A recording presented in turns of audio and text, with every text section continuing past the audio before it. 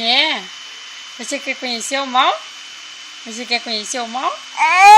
É?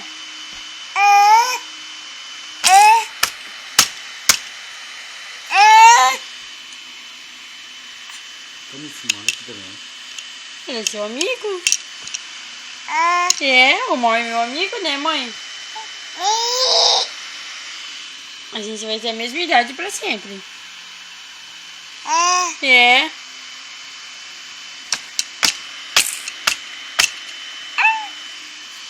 Você pode conhecer o mal porque ele mora bem pertinho da gente.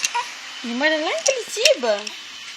A gente pode até lá pra ver ele. Olha como ele é maravilhoso, filho. Não. É pra atacar o mal. Filha, olha aqui. Olha aqui pra mamãe.